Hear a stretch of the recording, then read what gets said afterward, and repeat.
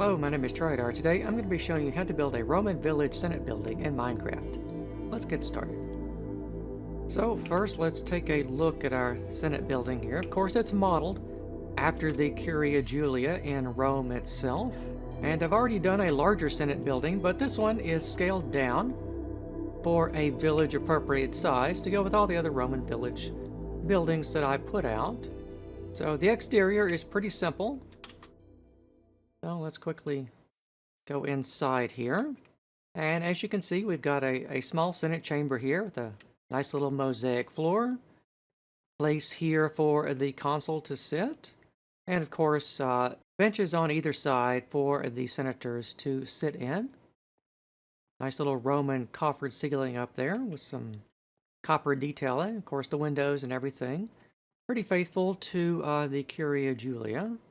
But as I said, scaled down for use as a Minecraft village building. Of course, we have two back exits there. And with the building, what you see is what you get. So let's go ahead and start the tutorial itself.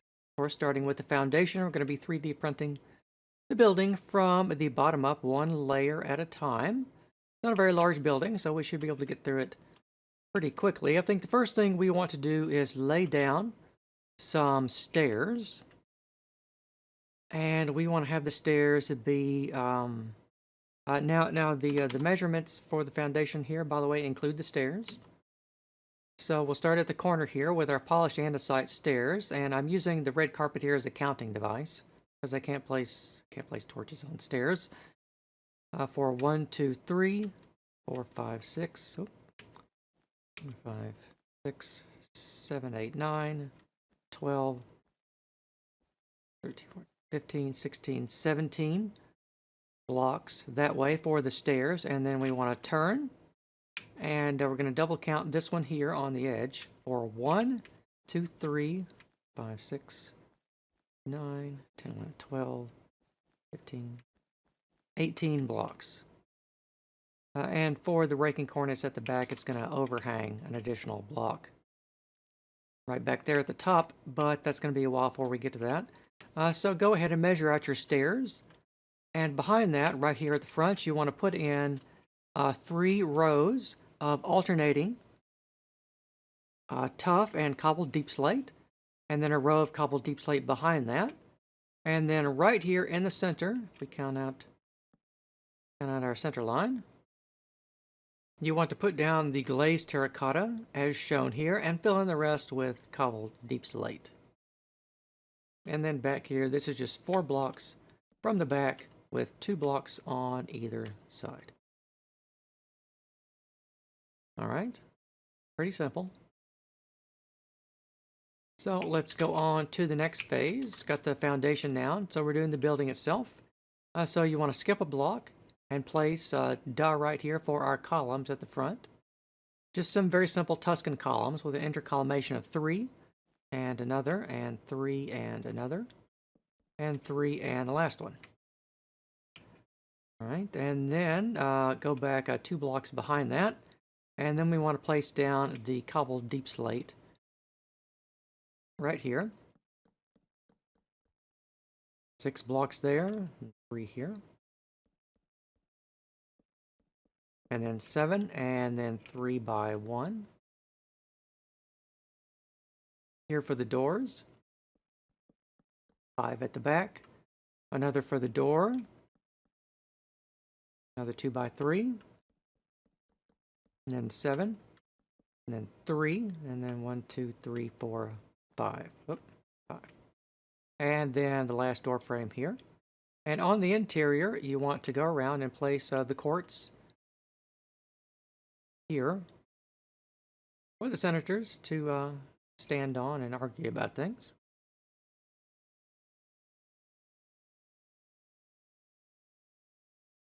And then back here we've got the platform for the consul, some fluted courts there, 2 blocks of those. Otherwise the rest of it's smooth courts, full blocks and half slabs. All right, let's go on to the next phase. So extend these up by another block. In fact, if you want to, you can go ahead and extend them up to their full height, which is going to be 1, 2, 3, 4, and then another one here.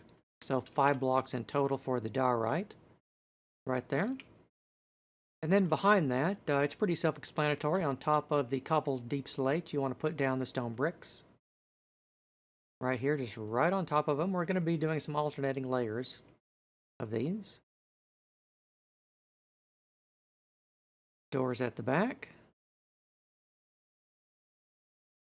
And the building is symmetrical, by the way, so if we draw our center line right through here, what we're building on the left side is going to be a mirror image on the right side.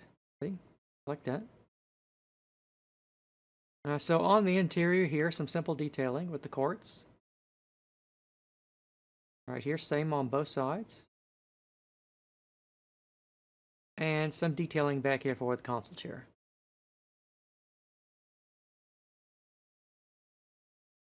All right, next phase. Let's start here with the door.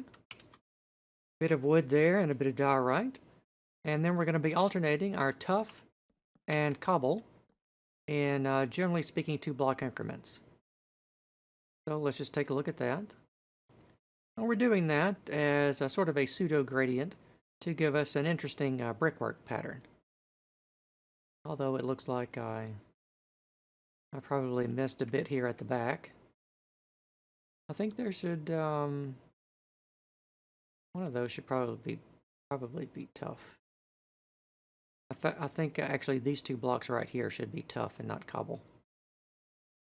But it's a small point.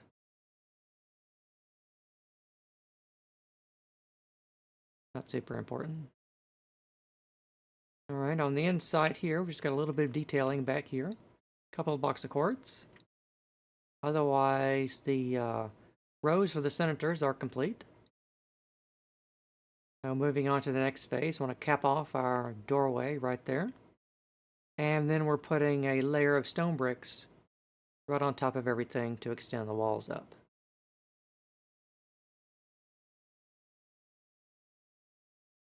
And on the interior, we just got a bit more quartz. All right, next phase here for our door, we're going to be putting on some upside down polished andesite stairs. And then here on all 4 sides, we want to put in some Tuscan capitals with just some upside down polished andesite stairs. Or perhaps some very basic and stripped down Corinthian, you could say.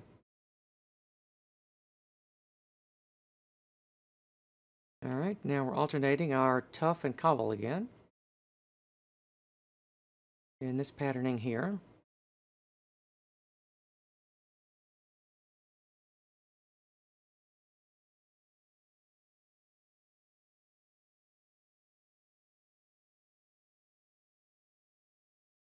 And on the inside, we've just got 2 blocks of quartz here at the back. All right, next phase, we're putting on a bit of diorite here at the front for our entablature. You can see there, that's going to be connecting our columns to the building. And behind that, it's just all stone bricks. Right here, just stone bricks right on top. And then some quartz pillars right here at the back. All right, next phase, we're putting on some cobble on top of the diorite. And then in front of that, we are putting on the cornice of upside down polished andesite stairs. Right here. And to fill in the coffers, we're putting in some tuff. Right down there. And behind that, we're alternating the tuff and the cobble again. Except for right here, we're putting in some upside down polished andesite stairs. As a sort of a decorative string course to tie in our cornice with the rest of the building.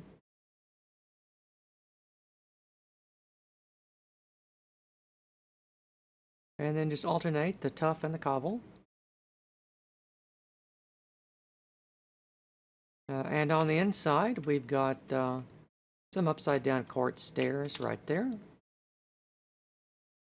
and that's all there is on the interior.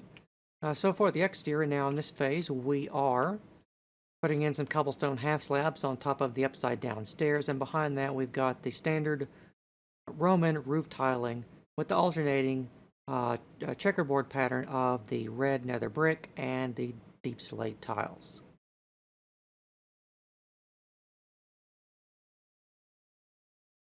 All right, behind that we've got a bit of tuff and stone bricks. Cobblestone half slabs there on top of the string cords.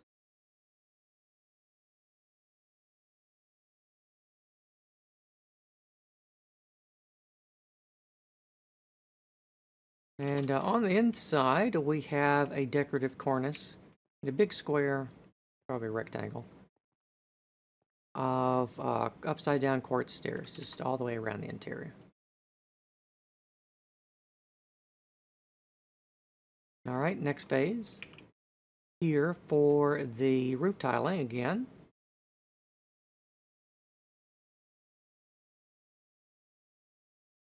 And behind that, we've got the first of the windows being put in.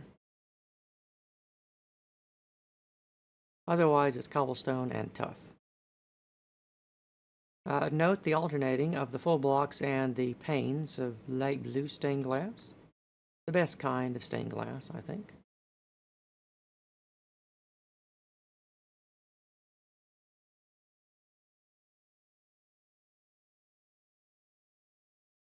It does fit with the Roman theme, actually. Roman glass wasn't particularly clear. It always had a bit of a green, a bluish green tinge to it. It's part of the process.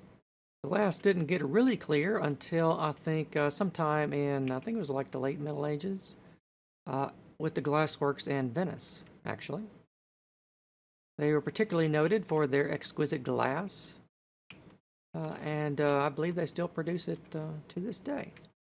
But anyway, behind that, digressions aside, we've got more glass here for the windows. Right behind the roof tiling.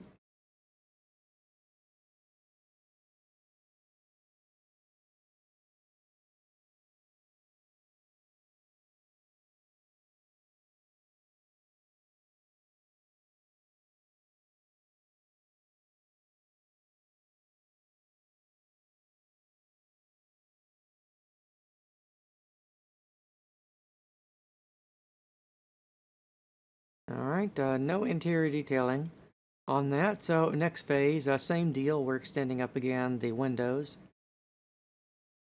and the walls.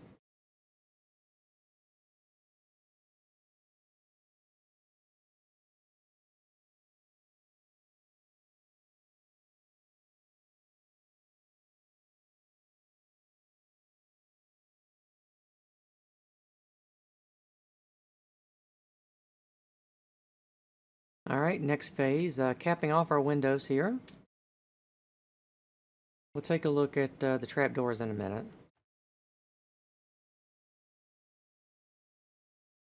In fact, you may want to hold off on those trapdoors until the next phase. They'll be a little easier to place, maybe.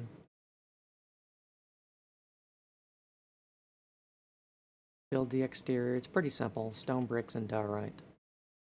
Cap everything off. So on the next phase here, we've got tuff all the way around the building.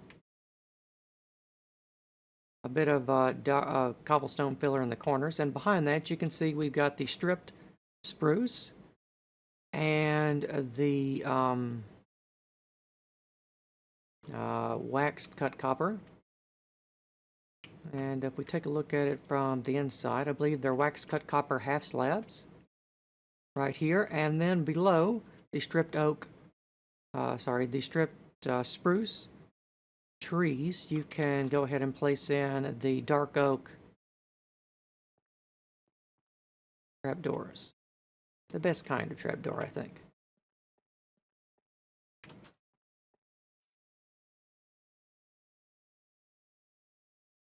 All right, next phase, really easy phase.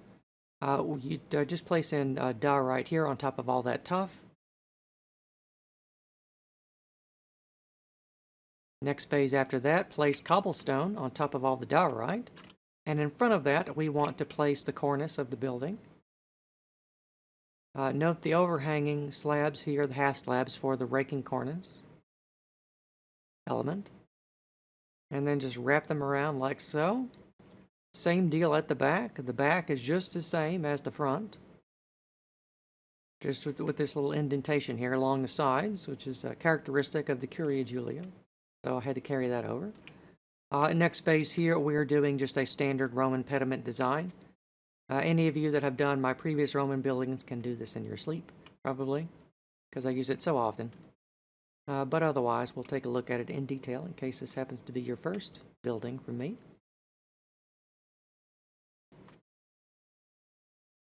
Roof tiling again.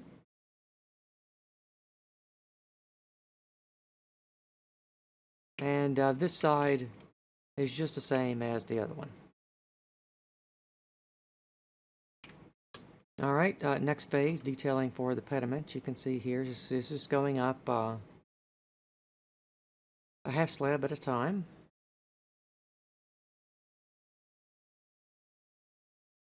Some decorative diorite finials.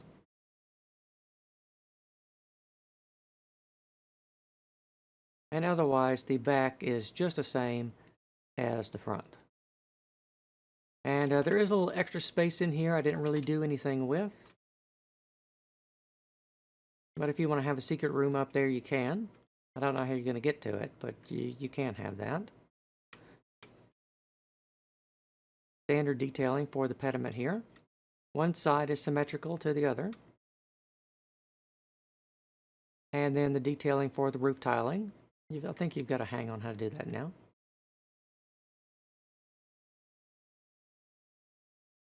And then I didn't include any, but on the inside here, if you want to make your building just a little bit more interesting, you can add some half slabs right here underneath the roof tiling, just for a little more structural support, and then come through here and add half slabs like this here for like every other block, like that.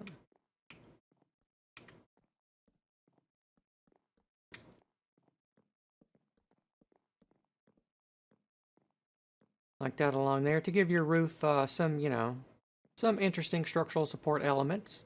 It's not strictly necessary that you do that, though. I mean, Minecraft, it's going to be fine no matter which way you choose to do it. But if you've got some extra half slabs laying around, you could add something like that in the roof. Next phase, finishing off our little pediment here. Back there with the diorite tympanum. Capping off the finials with the half slab. Otherwise, the roof is pretty straightforward. You're just continuing the patterns up, and they'll meet at a nice, pleasing apex up here. All right, next phase. Capping off our pediment with a ridge line of cobblestone half slabs. I want the back should be done. So just a couple of blocks left. You want to put down 2 more diorite there. And then 1 more here, 2 cobblestone half slabs, and then 1 cobblestone half slab here at the top. And once you have done that, your Roman village Senate building will be complete.